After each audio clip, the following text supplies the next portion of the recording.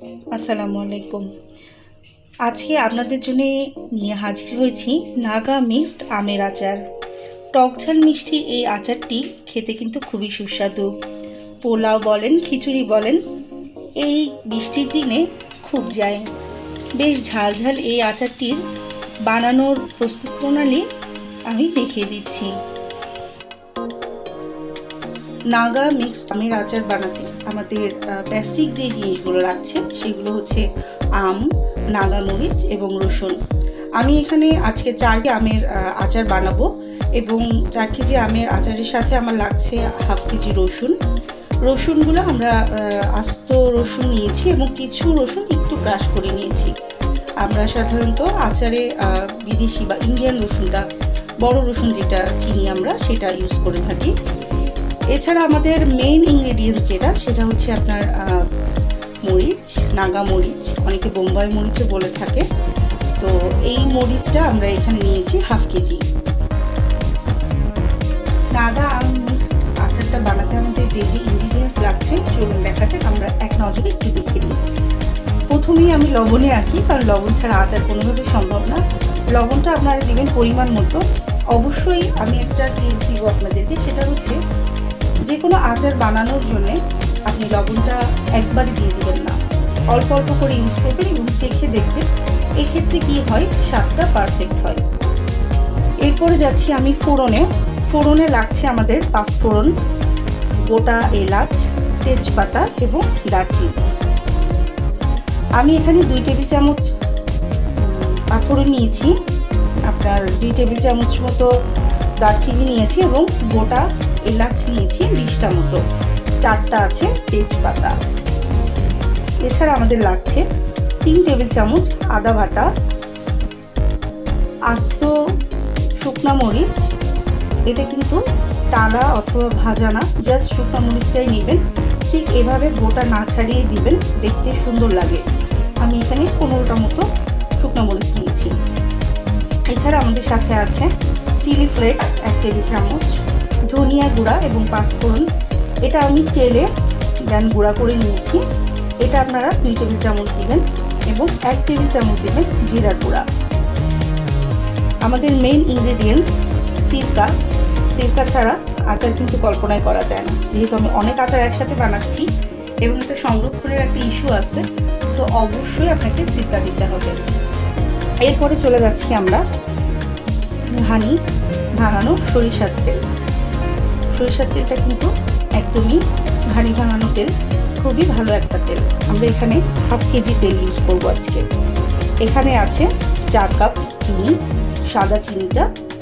এছাড়া আছে 100 গ্রাম সরিষা বাটা। সরিষাটা একটু সুন্দর করে ম্যাশ করে নেবেন। সরিষাটা বাটার আগে একটু ভিজিয়ে নেবেন পানিতে, তাহলে বাটতে সুবিধা হবে। আমরা বেশিরভাগ সব মশলা আমরা পাটায় বেটে ইউজ করি। এছাড়া এখানে আমরা দিচ্ছি গুড়। আমাদের এই গুড়টা হচ্ছে খেজুর গুড়। খেজুর গুড় ইউজ করার রিজন হচ্ছে ফ্লেভার। আমরা যেহেতু পর্যাপ্ত চিনি দিচ্ছি, সুতরাং এখানে খেজুর গুড়টা দেওয়া হচ্ছে শুধুমাত্র ফ্লেভারের জন্য। আর আমার এই আচারটা হচ্ছে টক ঝাল মিষ্টি, তো আপনারা চাইলে আরও বেশি মিষ্টি করতে যদি চান, সেক্ষেত্রে আপনারা চিনির পরিমাণটা আরেকটু বাড়িয়ে দিতে পারেন। আমরা সরিষার তেল দিয়ে দিচ্ছি। সরিষার তেল আমরা পুরোটাই ঢেলে দিচ্ছি। আমাদের এখানে হাফ কেজি সরিষার তেল লাগছে।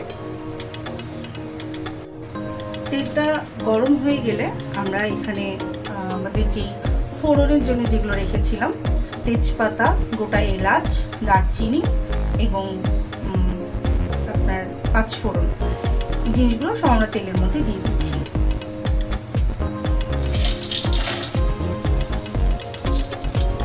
দেখতেই পাচ্ছেন তেলটা বেশ গরম হয়েছে এবং এইটা দেওয়ার সাথে সাথে হালকা করে একটু নেড়ে দিব। নেড়ে দেওয়ার পরে আমরা এটার মধ্যে আমাদের যে রসুন আমরা রেখেছিলাম একটু ক্রাশ করা এবং আস্ত রসুনটা দিয়ে দেব।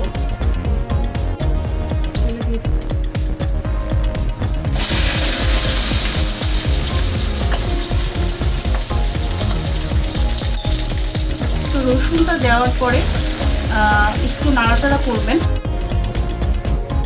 রসুনটা হালকা একটা ক্রিমি কালার চলে এসছে। তো এই কালারটার মধ্যে আমরা এখন এক এক করে বাকি ইনগ্রিডিয়েন্টসগুলো দিব।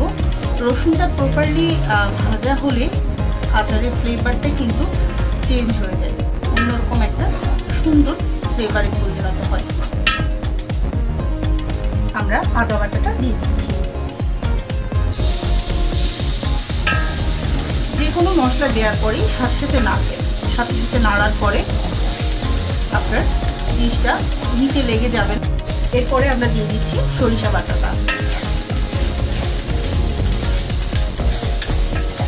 সরিষা বাটা দেওয়ার পরে খুব বেশি সময় আপনাকে ভাজতে হবে না, বেশি ভাজলে সরিষাটা তেতো হয়ে যায়। যার জন্যে সরিষাটা দেওয়ার পরে আপনারা কিছুক্ষণ নাড়াচাড়া করার পরে আম এবং বাকি জিনিসগুলো দেখুন, এখন কিন্তু রংটা কিছুটা হলেও চেঞ্জ হয়ে গেছে। আমরা এই আচারে কোনো হলুদ ইউজ করব না, তার কারণ আপনার সরিষার তেলের একটা সুন্দর কালার আসে এবং আম, কাঁচা আপনার নাগামরিচ এদের নিজস্ব একটা রং আছে।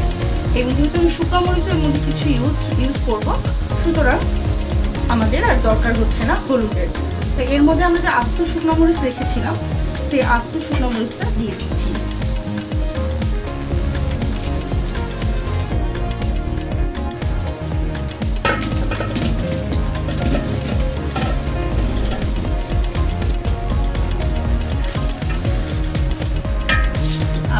ঢেলে দেওয়ার পরে খুব আলতো করে আপনি একটু নেড়ে দিবেন এবং এরপরে আমরা লবণটা দিয়ে দিব।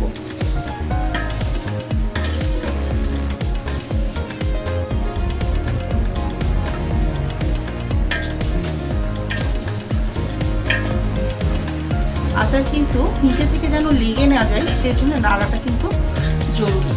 অবশ্যই আপনি আচার কিন্তু না নেড়ে মানে বেশি সময় থাকবে না, এক্ষেত্রে কি হবে আপনার আচার নিচেরটা পুড়ে যাবে, তখন পুরো ফ্লেভারটাই নষ্ট হয়ে যাবে। বেশ ভালো করে আমটা আমরা কষিয়ে নিব।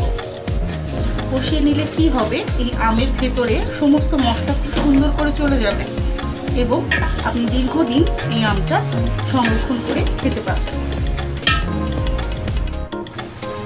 দেখুন আচারের রং কিন্তু চেঞ্জ হয়ে গেছে। আমের যে একটা সুন্দর সবুজ হলুদ কালার, ছোকলার যে একটা কালারটা দেখুন সেটা কিন্তু চেঞ্জ হয়ে গেছে। বেশ খানিকটা সময় ধরে আমরা কষিয়ে নিলাম। কষানোর পরে আমরা এখন এটার মধ্যে দিয়ে দিচ্ছি আমাদের নাগামরিচ।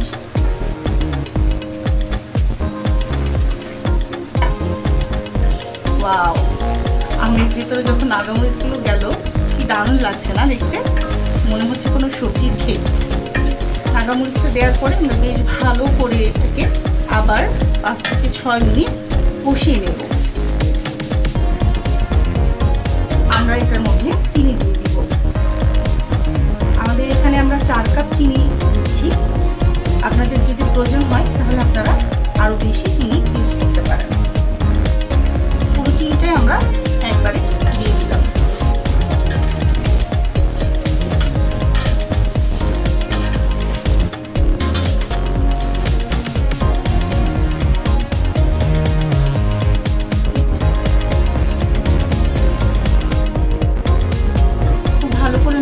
হবে যাতে চিনিটা পুরোপুরি মিশে যায়।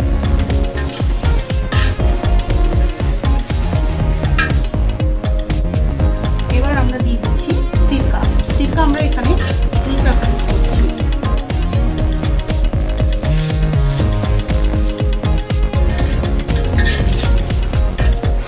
দেখুন চিনির জন্য কিন্তু অলরেডি এটার মধ্যে পানি ছাড়া শুরু করেছে। এই পানিতেই আপনার আমটা সুন্দর মতো গলে যাবে। এখন খুব বেশি নাড়াচাড়া না করলেও চলবে। এর মধ্যে আমরা আমাদের গুঁড়া মশলা করে অল্প অল্প করে দিয়ে দেবো। মানে 50% গুঁড়া মশলা আমরা এখন দিব, 50% গুঁড়া মশলা আমাদের ঘর করে দেব।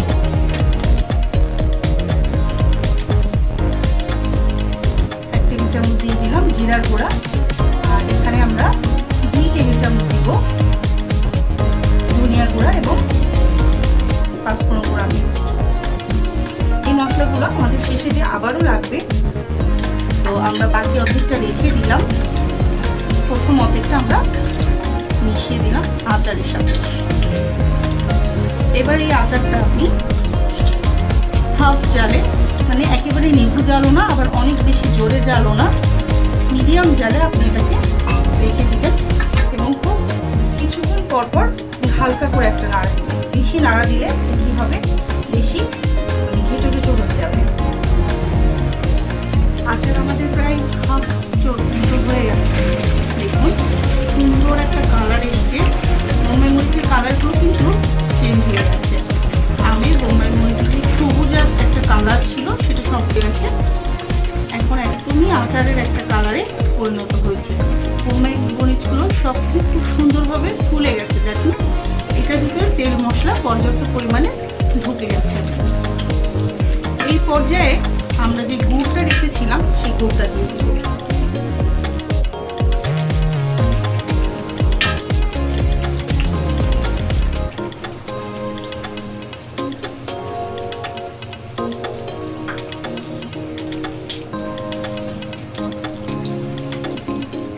গুড়টা দেওয়ার পরে খুব ভালোভাবে নেড়ে দিতে হবে।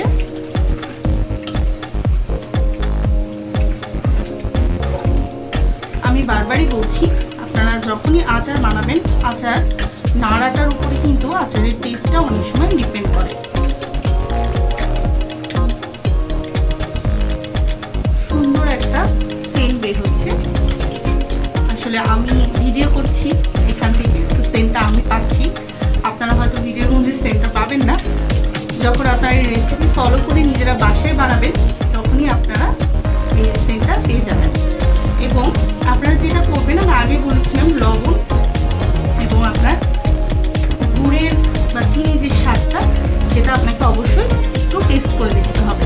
তো আমি একটু হাতে নিয়ে টেস্ট করে দেখি যে লবণ এবং চিনি ঠিক আছে কিনা। আলহামদুলিল্লাহ একদম পারফেক্ট, কোনো কিছু আর দরকার নাই। আর এই আচার কিন্তু খুব বেশি টেস্ট করা পসিবল না, যেহেতু নাগামরিচের আচার বেশ খানিকটা কিন্তু ঝাল হয়।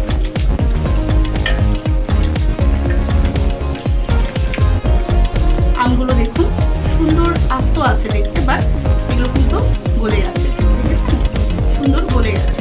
এবং এই আচারটা আপনি সাথে সাথে খেতে পারবেন না, আপনাকে মিনিমাম 7টা দিন বা 6টা দিন এই আচারটা একটু মসতে দিতে হবে।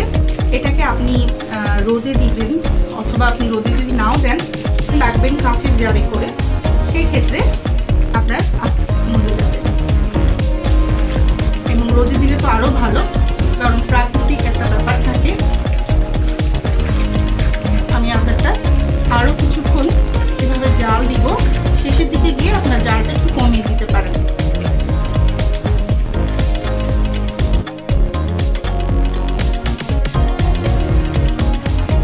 আমি বেশ কাছ থেকে নিয়ে আপনাদের কাজ আছে, দেখুন দারুণ একটা কালার এসছে না, দেখেছেন? গুড় দেওয়ার সাথে সাথেই কিন্তু আচারের কালারটা একদম চেঞ্জ চলে এসছে। মনে হচ্ছে না এটার মধ্যে হলুদ দেওয়া, আমি কিন্তু কোনো হলুদ দিইনি এবং হলুদ দেওয়ার প্রয়োজনই হবে না।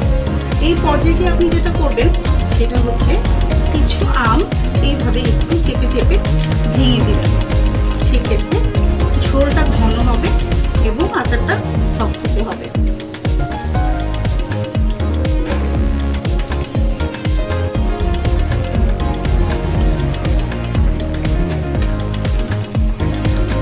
খুব বেশি না, অল্প কিছু আম এভাবে ভেঙে দিলেই হবে। কিছু মরিচও আপনি ঝাল বাড়ানোর জন্য এভাবে একটু ভেঙে দিতে পারেন।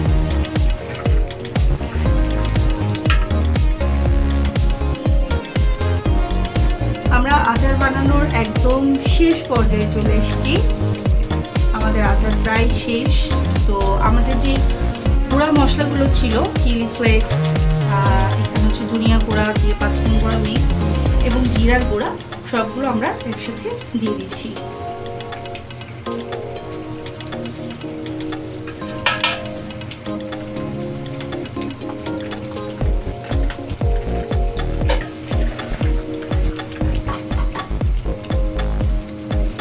এই জিরার গুঁড়া, ধনিয়া গুঁড়া এবং পাঁচফোড়ন গুঁড়া বা চিলি ফ্লেক্স একদম শেষে দেওয়ার কারণটা হচ্ছে ফ্লেভার। এটার ফ্লেভারটা খুব সুন্দর মতো আচারে থেকে যায়, আচারটা খেতে অন্যরকম একটা ভালো লাগে। সো আমাদের আচার আজকের মতো এখানেই বানানো শেষ হচ্ছে। যাদের ভালো লাগবে অবশ্যই শেয়ার করবেন, আমাদের চ্যানেলটা সাবস্ক্রাইব করবেন এবং খুব দ্রুত আমরা আরও কিছু বেশ ভালো ভালো আমের আচার নিয়ে আপনাদের মাঝে চলে আসবো। সো আজকের মতো এই পর্যন্তই। Thank you.